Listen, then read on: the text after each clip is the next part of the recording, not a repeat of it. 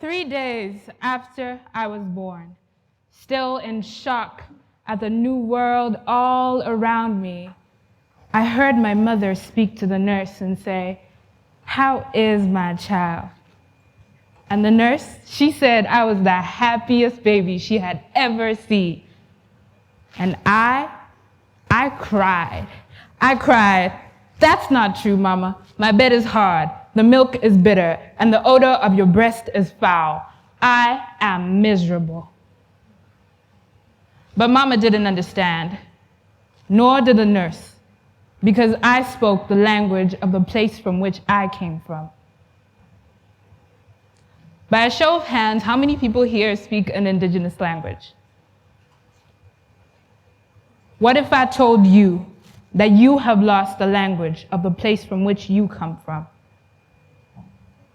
Let me tell you the story of how I lost mine.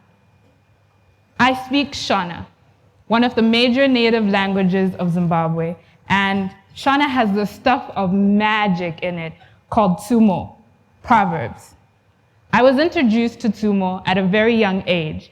Firstly, I learned them from my mother, who would often say Tsumo like, "Ziriwore chembere ziramba waravira," which translates to, "You should only reject the old lady's stew after you have tasted it."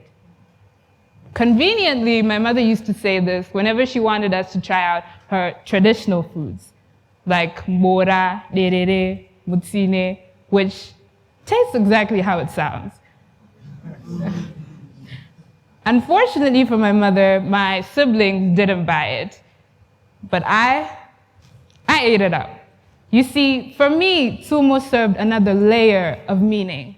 The Tsumo, "Ziriwore chembere ziramba waravira," meant that I should embrace each new experience before I judged it.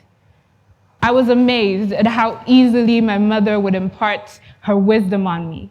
And each new Tsumo that she told me, I would repeat over and over again until it became a part of me. I continued to embrace the wisdom of Tsumo and the magic that they contain as I grew older. Unlike my friends and some of my classmates who hated memorizing Tsumo and regurgitating them for exams and tests, I enjoyed the process.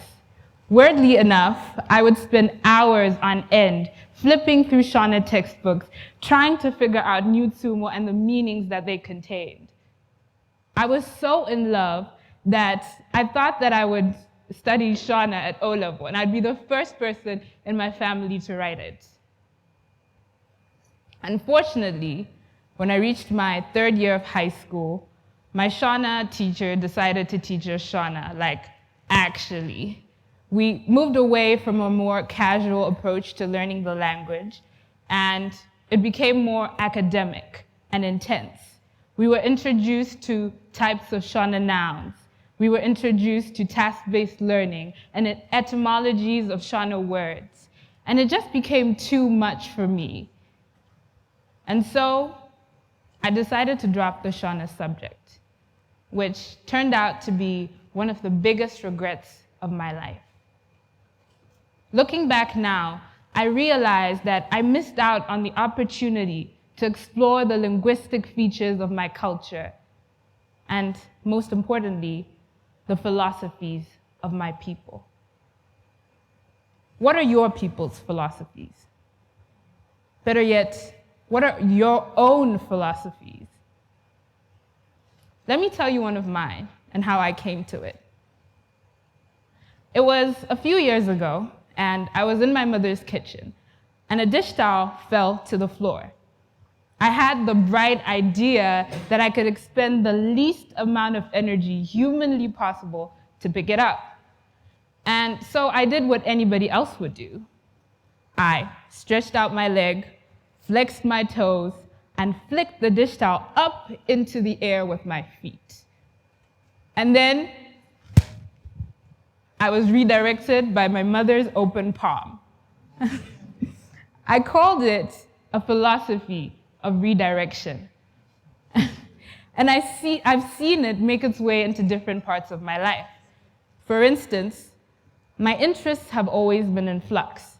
When I was younger, I had the deep conviction that I would be an author because I loved literature. I loved reading books. And so I thought that it could translate into a career in literature because I wrote great stories and some of them got featured in newspapers. But when I reached A-level, I became fascinated with life sciences and I loved animal biology, and so I thought I'd be a zoologist. So I bet you can guess what I'm studying now. Management information systems. My mother would call it a philosophy of confusion. I mean, any African parent would. But I like to think it relates to that thing that she told me all those years ago. Ziriwore chembere, ziramba waravira.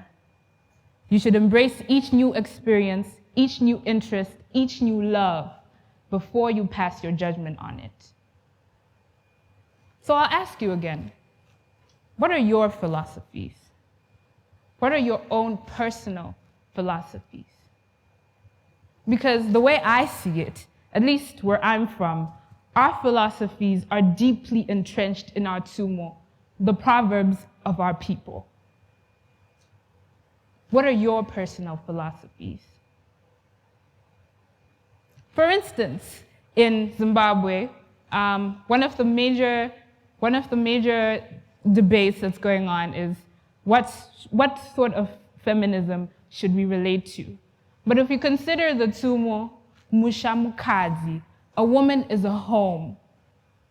It serves as our own African manifesto that describes women as harbors of strength, that they can take the responsibility of their family's well-being.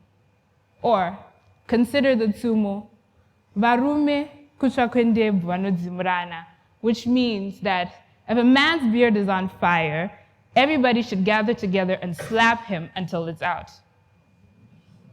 Of course, that's not the literal meaning. In reality, it means that we should all gather together and help each other for the good of the community.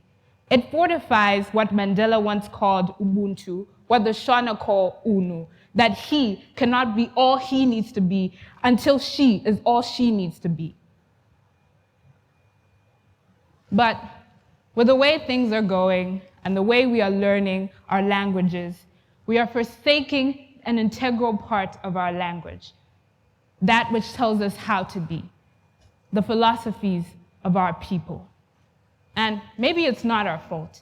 Maybe we are more entertained by the idea of learning in a way that engages us. Maybe we do love learning getting our medical advice from TikTok, or maybe we do love deriving our personalities from star signs. But we can change that. We can decide to preserve that which makes our language our language. So, this is my dedication to my language. Mama, hear me out. 3 days ago, I cried for you. This is my requiem for a religion. This is a religion of return. And yes, I am a child. Yes, I am a child. But I speak a language of old, and it says, a child who does not cry will die in the cradle. So hear me out, Mama. This is my requiem for a religion, and this is a religion of return. Thank you.